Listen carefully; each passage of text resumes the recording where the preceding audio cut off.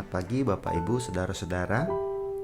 Kita berjumpa lagi di dalam Rehat Renungan Harian Toraya edisi hari Rabu tanggal 26 Oktober 2022. Sebelum kita bersama-sama membaca dan merenungkan firman Tuhan di hari ini, mari kita meminta pertolongan kepada Tuhan. Mari kita berdoa. Bapa kami yang di sorga, kami mengucap syukur dan berterima kasih untuk waktu dan kesempatan yang Tuhan beri kepada kami. Satu hari lagi kami boleh dilayakkan untuk boleh menikmati hari ini. Tetapi sebelum kami lebih jauh melakukan aktivitas kami di sepanjang hari ini ya Tuhan, kami mohon pimpinan-Mu melalui pembacaan firman-Mu hari ini. Tuhan bimbing kami sehingga apa yang boleh kami baca, apa yang boleh kami renungkan ini boleh menjadi panduan, menjadi kekuatan bagi kami untuk menjalani sepanjang hari ini. Ini doa permohonan dan doa syukur kami ya Tuhan. Di dalam nama Tuhan Yesus kami berdoa. Amin. Pembacaan Alkitab kita di hari ini terambil di dalam kitab Matius pasal 21 ayat 28 sampai 32. Di bawah perikop perumpamaan tentang dua orang anak. Tetapi apakah pendapatmu tentang ini? Seorang mempunyai dua anak laki-laki. Ia pergi kepada anak yang sulung dan berkata, "Anakku, pergi dan bekerjalah hari ini dalam kebun anggur." Jawab anak itu, "Baik, Bapa." Tetapi ia tidak pergi. Lalu orang itu pergi kepada anak yang kedua dan berkata demikian juga. Dan anak itu menjawab, "Aku tidak mau." Tetapi kemudian ia menyesal lalu pergi juga. Siapakah di antara kedua orang itu yang melakukan kehendak ayahnya? Jawab mereka, "Yang terakhir."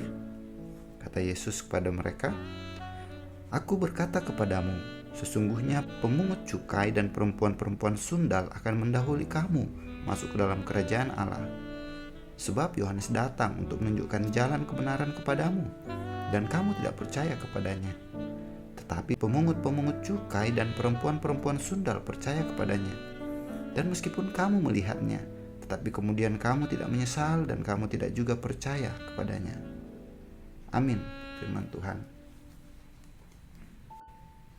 Tema perenungan kita di pagi ini, menyesal lalu bertobat. Atau di dalam bahasa Toraja, menasan anna mengkatoba. Pernahkah Anda menolak perintah, tapi akhirnya Anda pergi melakukannya? Atau sebaliknya, pernah mengatakan kesediaan, tetapi tak pernah melakukannya? Perikop ini menjelaskan perumpamaan dua orang anak yang diperintahkan ayahnya untuk pergi bekerja di kebun anggur. Ayat 28 tadi. Anak sulung menjawab dengan baik dan sopan, "Baik, Bapa." Tetapi ternyata ia tidak pergi bekerja di kebun anggur. Di dalam ayat 29. Anak bungsu yang pada awalnya menolak dan menjawab, "Aku tidak mau." Tetapi kemudian ia menyesal lalu pergi juga. Jawaban anak yang kedua itu sungguh mengecewakan orang tua. Namun Alkitab menjelaskan bahwa kemudian ia menyesal karena jawabannya terhadap orang tuanya. Lalu ia pun pergi bekerja di kebun anggur dengan ikhlas sambil merawat pohon-pohon anggur itu agar hidup, bertumbuh, berkembang, dan banyak berbuah. Di dalam ayat yang ke-30.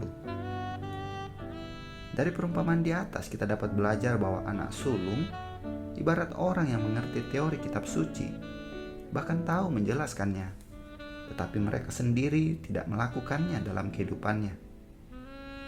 Sedangkan dari anak bungsu, kita dapat belajar bahwa ibarat anak bungsu sebagai pendosa yang mendengar firman Allah, kemudian menyesal lalu bertobat.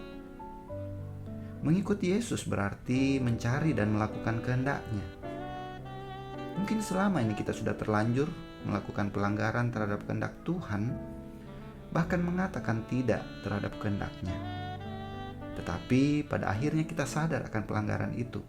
Karena itu, marilah mengubah arah sikap kita, lalu kita pergi mengerjakan apa yang Kristus inginkan dalam kehidupan kita. Amin. Mari kita bersatu di dalam doa. Bapa kami yang di sorga, kami mengucap syukur dan berterima kasih untuk firman-Mu yang boleh kami baca, kami boleh renungkan di dalam perenungan singkat tadi. Kiranya itu boleh menuntun kami di dalam menjalani sepanjang hari ini.